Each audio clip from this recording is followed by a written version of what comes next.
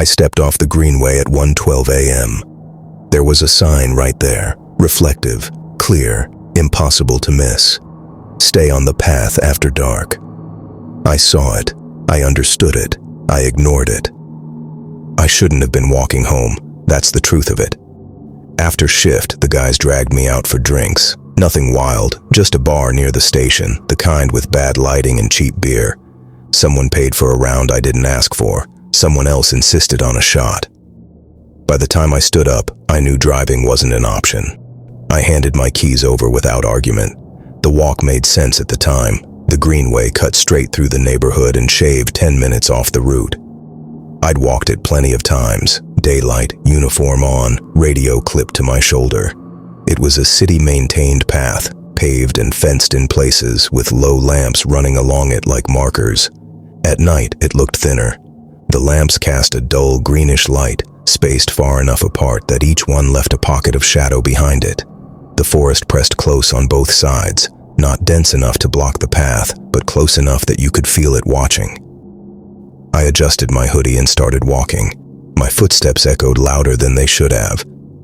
The sound carried forward, then vanished into the trees. The air smelled damp, earthy, like leaves left too long in the rain. About halfway down the path, the houses stopped. That was always the point where things felt different. The city noise faded. No cars, no distant TVs, no voices. Just the faint hum of the lamps and the occasional rustle of something moving in the undergrowth. I passed another sign. Greenway closed after sunset. Stay on the path. I slowed, just a little. Rules like that are funny when you work law enforcement. You spend your life enforcing them for other people, and you stop thinking about them applying to you. I kept walking. The darkest stretch came next, a section where 3 lamps in a row were out. The city had been working on it for months. In daylight, it was nothing. At night, the path disappeared into a tunnel of trees. I hesitated at the edge of the dark. That's when I saw them. 2 figures stood just off the path, where the pavement ended and the forest began. Children. They were small, maybe 6 or 7, dressed in light-colored clothes that caught what little light there was. A boy and a girl standing close together, their faces turned toward me. They didn't wave, they didn't move. They just stood there, at the exact point where the path gave way to dirt and leaves. My first thought was lost. My second was someone's going to get hurt. "Hey," I called, stopping a few feet short of the dark. "You kids okay?" No response. The girl shifted slightly, her shoulder brushing the boy's arm. He lifted his hand and pointed, not at me, not at the path behind me, into the forest. "There's someone back there," he said. His voice carried farther than it should have. Calm, flat, no panic. I took a step closer without thinking, my foot landing on the very edge of the pavement. "You shouldn't be out here," I said. "Where are your parents?" The girl shook her head. "She fell," she said. "She can't get up." I scanned the tree line. Nothing moved. No flashlight beams. No sound except the low hum of the lamps behind me. I looked back at the path. Straight, empty, safe. Then I looked at them again. They were watching me the way people do when they already know what you're going to say. "Stay right there," I said. The girl's eyes flicked past me, toward the lit section of the path. She doesn't have much time. The boy took a step backward, not away from me, into the trees. That's when the light shifted. One of the lamps behind me flickered, then steadied. The shadows stretched, pulling long fingers across the pavement. The forest seemed closer than it had a moment ago. I blinked. The children were gone. Not running, not hiding. Gone. I stood there longer than I should have, staring into the dark where they'd been. The air felt heavier, thicker, like humidity before a storm. "Kids," I called. No answer. I told myself they'd run. I told myself they were messing with me. I told myself to keep walking. Then I heard crying. It came from the forest, soft at first, then sharper, breaking into uneven sobs. A child's voice, close enough to raise the hair on my arms. I turned my flashlight on. The beam cut through the first few feet of trees, catching bark and leaves and nothing else. The crying continued, steady, deliberate. I took another step forward, my shoes crossing fully off the pavement. The light from the lamps behind me dimmed noticeably. "Hey," I said, louder now. "I can help." The crying stopped. The children appeared again, 10 yards in, standing between two trees. They hadn't moved closer. I had. "You came," the boy said. I glanced over my shoulder. The path was still there, visible, lit, waiting. I could turn around, walk back, forget this ever happened. The girl tilted her head. "She's this way." They turned and walked into the forest. They didn't look back to see if I followed. I hesitated. The sign flashed through my mind again, reflective letters, clean and simple. "Stay on the path after dark." I stepped forward. The forest swallowed the light almost immediately. The beam of my flashlight narrowed, catching only what was directly ahead. The air grew colder, damp enough to cling to my skin. The children moved easily between the trees, never stumbling, never slowing. Every time I thought they were getting too far ahead, they stopped and waited. If I slowed, they waited. If I stopped, they turned and watched. After a minute, I turned around. The path wasn't visible anymore, not hidden by trees, gone. Just more forest, stretching back the way I'd come. A chill crept up my spine. "Which way is back?" I asked. The girl smiled, small, polite. "You already came the wrong way," she said. They started walking again. I followed. The forest didn't feel deep at first. That was the problem. The ground sloped gently downward, easy enough to walk, and the trees were spaced wider than I expected. I could still see moonlight filtering through the canopy in places, thin silver patches scattered across the leaves. It felt like somewhere people might cut through during the day, somewhere unofficial, but used. The children moved ahead of me in a straight line, never hesitating, never checking their footing. They didn't speak unless I spoke first. "How far is she?" I asked. The boy didn't turn around. "Not far," he said. That answer stayed the same no matter how many minutes passed. I checked my watch, 1:19 a.m. I slowed my pace deliberately. They slowed too. When I stopped completely, they stopped at the same time. Not because they heard me, but because they knew. I shined my flashlight to the side, sweeping the beam across the trees. Nothing unusual. No markers, no trail tape, no signs of recent foot traffic. Just forest. "Where are you from?" I asked. The girl glanced at the boy, then back at me.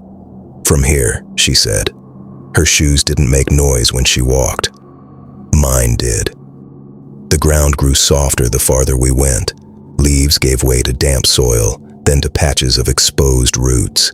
The air smelled stronger now, mold and rot, the kind of smell that comes from places that stay wet even when it hasn't rained. I glanced back again. Still no path, no lights, no sound from the city, just trees and dark. My radio crackled suddenly, loud enough to make me jump. I grabbed it instinctively. All units. Static swallowed the rest. The speaker hissed, popped, then went silent. I pressed the transmit button. Nothing. The boy stopped walking. "So," he said, turning around for the first time, "you brought it with you." "Brought what?" I asked. He looked at the radio, then back at my face. Noise. They started walking again. The forest changed gradually, the way things do when you don't notice them until it's too late to compare. The trees leaned closer together. The ground dipped more sharply. The moonlight thinned until everything outside my flashlight beam dissolved into black. The children appeared and disappeared as we moved. One moment ahead of me, the next just out of sight, then suddenly standing still, waiting. Each time they vanished, my heart rate spiked. Each time they returned, it dropped again. I didn't like that. I checked my watch again, 1:34 a.m. "Where exactly are we going?" I asked. The girl stopped and turned to face me fully. Her face looked wrong up close, not decayed, not damaged, just unfinished. Her eyes reflected the light strangely, catching it like glass. "You already left," she said. "This is where you end up." The boy stepped past her and continued on. She followed. I stood there for a long moment, breathing hard, trying to get my bearings. My training told me to stop, mark my position, call for backup. None of that applied here. I moved again. The ground dropped away without warning. One moment I was walking, the next my foot hit empty space. I went down hard, sliding on loose dirt and leaves, grabbing at roots that tore free in my hands. I hit the bottom with a solid, breath-stealing impact that sent pain up my legs and through my spine. The flashlight flew from my hand, bouncing once before landing against the dirt wall, beam tilted upward. For a second, I couldn't breathe. Then the pain registered. I groaned and rolled onto my side, forcing air back into my lungs in shallow gasps. My ankle screamed when I moved it, sharp and immediate. I lay still until the spinning stopped. The pit was narrow, maybe 8 feet across, deeper than I'd expected. The walls were packed earth, sloped just enough to suggest someone had tried to climb out before. I pushed myself up slowly and looked around. The flashlight illuminated rough scrape marks in the dirt. Old ones. "Hey!" I shouted. The sound didn't echo properly. It died quickly, swallowed by the earth. I tried climbing. The dirt crumbled under my fingers. Every hold collapsed as soon as I put weight on it. I got maybe halfway before my grip failed, and I slid back down, scraping skin and reopening old cuts. I sat there, breathing hard, mud soaking into my clothes. I looked up. The children stood at the edge of the pit, silhouetted against the faint light filtering through the trees. They were close enough now that I could see details. The girl's hair tied back with a ribbon that didn't move in the breeze. The boy's hands folded neatly in front of him. Neither of them looked upset. Neither of them looked surprised. "You fell," the girl said. "You shouldn't have done that," the boy added. I wiped mud from my eyes. "Get help," I said. "Go back to the path. Get someone." The boy tilted his head. "There isn't a path here." The girl crouched and peered down at me. "You stepped off it," she said. "That's how this works." My heart pounded. "What works?" I asked. She didn't answer. They stood there for a few seconds longer, watching me, then stepped back into the trees and disappeared. The forest went quiet. No insects, no wind, just my breathing and the distant drip of water somewhere below the surface. I tried climbing again. I tried digging footholds. I tried shouting until my throat burned. Nothing worked. Time stretched strangely in the pit. My watch still ticked, but the minutes didn't feel right. Sometimes it felt like hours passed between thoughts. Other times I looked down and realized only seconds had gone by. The children returned without warning. They stood at the edge again, looking down at me like visitors at an exhibit. The boy spoke first. "Do you know the rule?" he asked. "No," I said. "Tell me." The girl shook her head. "You already knew it." They left again. They came back later. The next time, the girl asked if my ankle hurt. The boy asked if I was tired. The last time, just before the light began to change above the trees, they stood together and spoke slowly, clearly. "You don't go into places you can't see," the girl said. "At night," the boy added. They stepped away and didn't come back. By the time the ranger found me in the morning, my voice was barely there. He said he heard moaning while doing a routine sweep near the greenway. He said the pit wasn't marked on any map. He didn't see any children. He asked why I'd left the path. I didn't answer. The ranger's name was Collins. That's what he said when he leaned over the edge of the pit and called down to me. His voice sounded wrong in that place, too solid, too human. I didn't answer at first. I stared up at the circle of sky above him, half expecting it to close. "Stay still," Collins said. "I've got you." A rope dropped down, scraping dirt loose as it fell. I waited until it settled before touching it. When I did, it stayed real. Rough fibers, weight, tension when I pulled. I climbed slowly. My ankles screamed with every movement, but the rope didn't shift. When Collins grabbed my arm and hauled me over the edge, I collapsed onto the leaves and didn't try to stand again. Daylight stripped the place of its cover. The pit was shallow in the open air, barely more than a collapsed section of earth hidden under dead leaves and brush. Collins knelt and studied it, frowning. "This isn't on any survey," he said. "No marker, no warning." He looked at me. "You fall in by accident?" "Yes," I said. That was true. He helped me up and guided me back toward the greenway. As we walked, I watched the trees carefully. Nothing stood between them. No movement, no figures, no children. At the edge of the path, Collins stopped. "You know this section's closed after sunset," he said. "People ignore it." "I know," I said. He nodded, satisfied, and radioed in the incident. At the hospital, they asked routine questions: alcohol intake, time of injury, location. I answered cleanly. Nothing I said raised concern. A supervisor stopped by near the end of my stay. He glanced at the report and shook his head. "Greenway again," he said. "We've had a few of these. People cut through, end up hurt." "Anyone else see kids out there?" I asked. He looked up. "Kids? Never mind. They discharged me before noon. I returned to the greenway 3 days later, broad daylight, crutches under my arms. Joggers passed me without a second look. Cyclists slowed at intersections. A mother walked past with 2 children holding hands.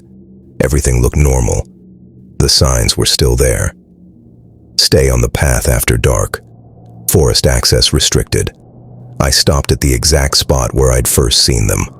Nothing stood at the tree line. I waited. 10 minutes passed, then 20. Finally, movement. 2 figures stepped forward, not from the forest, but from between the trees just beyond the sign. The same boy, the same girl. Daylight didn't change them. Their clothes were clean, their faces unchanged. They stood on the dirt, not on the path. "You came back," the boy said. "In the day," I replied. The girl nodded. "That's allowed." "What are you?" I asked. She considered the question carefully. "We watch," she said, "and we wait." "For what?" "For people who decide," the boy said. I tightened my grip on the crutch. "Decide what?" "Whether rules are real," the girl said. A jogger passed behind me. Neither child reacted. "Why the pit?" I asked. "It's not a trap," the boy said. "It's a hold." "For how long?" The girl looked past me, down the path. "Until someone hears you," she said. "Or until you stop calling out." I felt cold despite the sun. "What happens if someone goes again?" I asked. They didn't answer. Instead, they stepped back, carefully, deliberately, into the trees. They didn't vanish. They walked away. The city filled the pit the following week. Gravel, dirt, a permanent fence, another sign. It didn't matter. The rule was never about the hole. It was about the line. I still drive past the greenway sometimes. I see people entering after dark. I see phones glowing, headphones in, confidence intact. I don't stop them, because now I understand the rule the way it's meant to be understood. It isn't a warning, it's a test, and the children aren't there to save anyone. They're there to see who decides the rules don't apply and teach them a lesson. If you are lucky, you'll survive it.